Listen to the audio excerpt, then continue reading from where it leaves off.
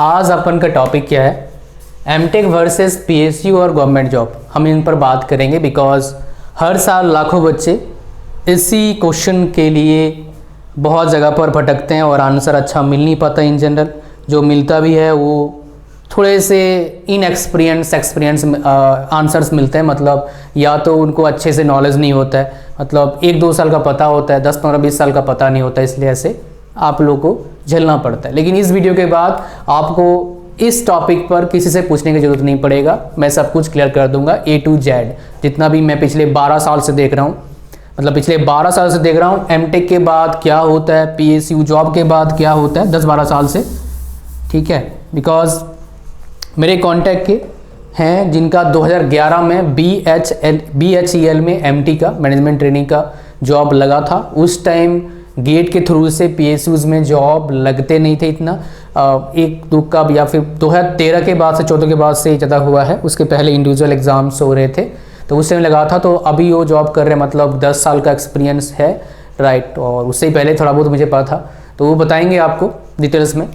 तो इस वीडियो में क्या बात करेंगे, एमटेक के बाद मैक्सिमम पैकेज कितना मिलता है, मैक्सिमम पैकेज। अच्छे से सुनना और एक एक चीज़ समझना, आधा उधरा ज्ञान लोगे तो दिक्कत आएगा, बिकॉज ये आपके फ्यूचर की बात है। और यहाँ पर भी मैक्सिमम पैकेज कितना है हम इसकी बात करेंगे। सरकारी में भी देखो 2 तरह का ऑर्गेनाइजेशन है, पीएसयू है और गवर्नमेंट जॉब। पीएसयू सरकारी जॉब ही होता है बट एग्जैक्टली गवर्नमेंट जॉब नहीं होता है, बिकॉज ये पब्लिक सेक्टर है। गवर्नमेंट जॉब मतलब सेंट्रल गवर्नमेंट के अंडर है। पीएसयू में क्या होता है, आपका पब्लिक का भी पैसा है, गवर्नमेंट का भी पैसा है उसमें, मतलब लेकिन जॉब लेकिन क्या होता है 100% स्टेबल होता है, भाग मतलब ऐसे नौकरी जाता नहीं है, रहता है। तो ये है, तो ये भी गवर्नमेंट जॉब समझ सकते हो। बट डिफरेंस दोनों में क्या है, पीएसयू में ज़्यादा पैकेज, लगभग डबल पैकेज मिलता है। पीएसयू में डबल पैकेज है, अगर लगभग डबल पैकेज अगर आप देखेंगे, सरकारी में 10 लाख का पैकेज है तो लगभग 18 लाख का, 19 लाख का, 20 लाख का पैकेज आपको पीएसयू में मिलता है, ठीक है। और हम इसमें से टेक्निकल फील्ड को थोड़ा सा हम डिस्कवर करेंगे, हम नॉन टेक की बात नहीं करेंगे, यूपीएससी सीएससी की बात नहीं करूंगा मैं, और एसएससी सीजीएल का या फिर जो भी आपके एसएससी स्टेट पीएससी है उसकी हम बात नहीं करेंगे। रीज़न क्या है, बिकॉज हम गेट की बात कर रहे हैं, तो गेट के थ्रू से एमटेक में एडमिशन मिलता है और गेट के थ्रू से क्या होता है, पीएसयूज में आपका जॉब मिलता है। तो हमारा मेन कोर क्या है, गेट है। और गेट हर साल कितने बच्चे देते हैं, 7 लाख के आसपास बच्चे पेपर देते हैं। तो 7 लाख बच्चे पेपर कोई दे रहे हैं तो डेफिनेटली सबके दिमाग में होगा, एटलीस्ट जो बच्चे प्रिपरेशन कर रहे हैं अच्छी तरीके से उनके दिमाग में होगा। और आपको एक चीज़ बता देता हूँ, आउट ऑफ द सिलेबस है आज के टॉपिक से, कितने बच्चे अच्छे से प्रिपेयर करते हैं गेट के या फिर कोई भी कम्पिटिटिव एग्जामिनेशन के लिए, मैक्सिमम 20 से 25%, बाकी फॉर्म भरते हैं 20 से 25% मैक्सिमम। मतलब आपका कंपटीशन कितने के साथ है, 1 लाख के साथ, 1 लाख भी नहीं, उससे कम, 80,000 के साथ है। बाकी जो 6 लाख बच्चे हैं वो फॉर्म भर रहे हैं, बस थोड़ा बहुत पढ़ते हैं। तो लेकिन हम यहाँ पर बात करेंगे, हम इसकी बात करेंगे, ठीक है। तो देखिए एमटेक में मैक्सिमम पैकेज इस 2021 में कोई भी वीडियो इस पर बना नहीं है, 21-22 तक ये वीडियो चलेगा आराम से, 1-2 साल और आगे चल सकते हो। 24-25 तक ये वीडियो देखो तब भी ये थोड़ा रेलेवेंट होगा वीडियो, बिकॉज मैं उस पर्सपेक्टिव बता रहा हूँ, राइट। देखिए 2021 में, मतलब अभी जो दिसंबर है, एमटेक वालों का जो डिमांड है मार्केट में ओवरऑल बढ़ रहा है। सबसे ज़्यादा जो एमटेक का डिमांड है किस में बढ़ रहा है, आपका VLSI में, अगर बोलोगे इसी में VLSI है, एम्बेडेड सिस्टम है, कम्युनिकेशन इंजीनियरिंग में, उसका माइक्रो इलेक्ट्रॉनिक्स है, राइट। इनमें अच्छा खासा डिमांड बढ़ रहा है। लेकिन VSLI एंड एम्बेडेड सिस्टम में शानदार आपका डिमांड है, बिकॉज रीज़न इसके पीछे सबसे बड़ा एक ही है, इंडिया में बहुत सारे कंपनीज अब सेमीकंडक्टर्स बनाएंगे, जिसमें इंडिजिनस कंपनीज भी हैं लाइक टाटा, और भी हैं टाटा, लेकिन बहुत अच्छा खासा इन्वेस्टमेंट कर रहे हैं। और कुछ ताइवानी कंपनीज इंडिया में सेटअप, अपना प्लांट सेटअप कर रहे हैं बनाने के लिए। अब कंपनी प्लांट सेटअप करेगी, पैसा लगाएगी, तो उनको प्रॉफिट चाहिए। प्रॉफिट कौन कमा के देगा, जॉब करने वाले, राइट। प्रोडक्ट बनेगा तभी कंपनी को प्रॉफिट आएगा। प्रोडक्ट कौन बनाएगा, जॉब करने वाले, नौकरी करने वाले। तो नौकरी करने वाले का डिमांड उनके पास आएगा। अब जो पढ़ा लिखा बंदा होगा उस चीज का, उसको जॉब लगेगा। बहुत से मुझे बोलते हैं सर मार्केट में जॉब नहीं है, उनका बात सही है, लेकिन उनका बात 100% सही नहीं है। मार्केट में जॉब है, आप सच बोलो कि जो चीज का जॉब है वो मुझे नहीं पता है, जो मुझे पता है उसका जॉब नहीं है, ये बोलना चाहिए। बिकॉज अभी भी इंडिया में लाखों वैकेंसी पड़ा हुआ है, एआई का, डेटा एनालिटिक्स का, डेटा साइंस का, मशीन लर्निंग का, लाखों वैकेंसी पड़े हुए। 2020 में भी 1 लाख के आसपास वैकेंसी था, मतलब लोग ही नहीं काम करने के लिए, समझ रहे हो। जैसे स्मार्ट सिस्टम जो है, राइट, उसमें लोग ही नहीं है काम करने के लिए, बंदे ही नहीं है, राइट, बिकॉज स्किल ही नहीं है लोगों के पास। अब आएगा 1-2 साल में तो लोग काम करेंगे, ठीक है। तो मैक्सिमम पैकेज इस साल कितना गया दिसंबर में, अभी प्लेसमेंट लगभग खत्म हो गया है, दिसंबर में शुरू होता है 1 दिसंबर से, 2.05 का पैकेज गया है। इसमें मैक्सिमम पैकेज कितना आता है, 21 लाख का आता है लगभग। सीटीसी है, कॉस्ट टू कंपनी है। इस पर एक कहानी सुना चुका हूँ, कॉस्ट ऑफ कंपनी क्या होता है आप लोगों को बता चुका हूँ ऑलरेडी, दोबारा उसको रिपीट नहीं करेंगे, मेरे वीडियोस में 2-3 बार बता चुका हूँ, इसे रिपीट नहीं करेंगे, टाइम नहीं खराब करेंगे। ध्यान सुनना इसलिए बता था बिकॉज बहुत सारी चीज़ें हैं जो आधा उधरा ज्ञान से क्या होगा, आपको दिक्कत आएगा इन फ्यूचर, इसलिए पूरा ज्ञान। तो मैक्सिमम पैकेज कितना गया आपका, आप फिर बोलोगे मैं तो एमटेक करूंगा जी, राइट, सरकारी नौकरी ऐसी तैसी, क्या करना है मेरे को, 10 साल में जो कमाऊंगा इसमें 1 साल में कमा लूंगा। हाँ सच है, अगर आप देखोगे ऐसे सच है, लेकिन अब यहां पर 2 बातें होती है। क्या सबका 1 करोड़ का पैकेज, 2 करोड़ का पैकेज लगता है? आंसर क्या है आपको पता है? नहीं, सबका नहीं लगता है। क्या सबका 21 लाख का पैकेज लगता है सरकारी में? नहीं लगता है, नहीं लगता है।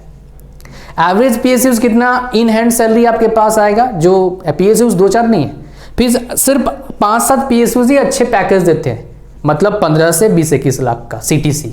बाकी पीएसयूज में इन हैंड कितना आएगा, 70,000 80,000 पर मंथ। अभी आप बोलेंगे सर 17,000 बहुत है, अभी आपको लग रहा है ना।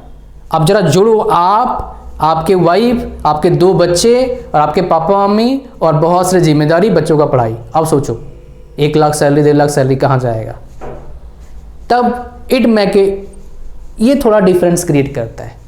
अभी अब जॉब करने जा रहे हैं, मत सोचो अकेले हो, सोचो भाई फैमिली है, 8-10 बंदे हैं, तब आपको समझ में आया क्या कैसे मेरे को प्रिपेयर करना चाहिए, कितना मुझे पैसे कमाना चाहिए, मेरे को टैक्स भी पे करना है, बिकॉज गवर्नमेंट ऑफ इंडिया को टैक्स कौन पे करता है, नौकरी करते हैं जो बिजनेस करते हैं बोले उनको पे करते हैं, राइट। अब बिकॉज बहुत सी चीज़ों में टैक्स नहीं है, आपको पता होगा नहीं होगा मुझे नहीं पता, बहुत सी चीज़ों में क्या होता है जीएसटी लगता नहीं है, टैक्स नहीं होता है। फॉर एग्जांपल खेती में कितना भी खेती कर लो टैक्स नहीं लगता आपका, राइट। इसलिए बहुत से लोग फार्मिंग करते हैं और पैसे खूब कमाते हैं, है ना। छोटे मोटे किसान नहीं कमा पाते, बड़े बड़े किसान मेरे गांव में हैं, बहुत पैसे कमाते हैं। 25 लाख 30 लाख का उनका खाली धान बेचते हैं साल का, 30 लाख खाली धान बेचते हैं। 30 लाख मतलब कितना होता है दोस्त, 2.5 लाख महीने का धान बेचते हैं। सॉफ्टवेयर इंजीनियर कितने कमाता है एवरेज में, सॉफ्टवेयर बेस्ड कम मतलब सर्विस बेस्ड कंपनी में 3 लाख। सीटीसी होता है, इन हैंड नहीं आता है। मैं क्रिटिसाइज नहीं कर रहा हूँ, मैं बस आपको बता रहा हूँ, समझा रहा हूँ। आ जाइए, सो यहाँ पर क्या हो गया आपका, मैक्सिमम सीटीसी कितना है 21 है, मैक्सिमम पैकेज कितना इतना गया है।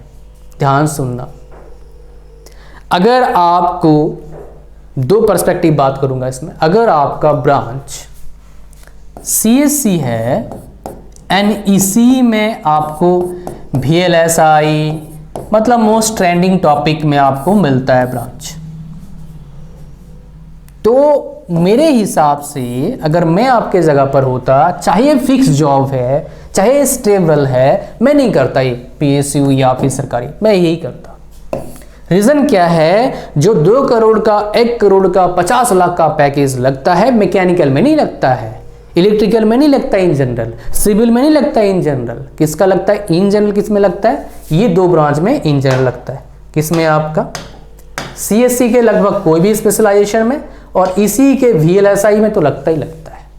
सबसे पहले इसी का प्लेसमेंट होता है, VLSI का, VLSI या एम्बेडेड सिस्टम का। समझ गए क्या बोला मैंने, कहानी समझ में आ गया। ये हो गया थोड़ा एक्सेप्शनल जो मुझे आपको बताना था। अब बात करते हैं जनरल।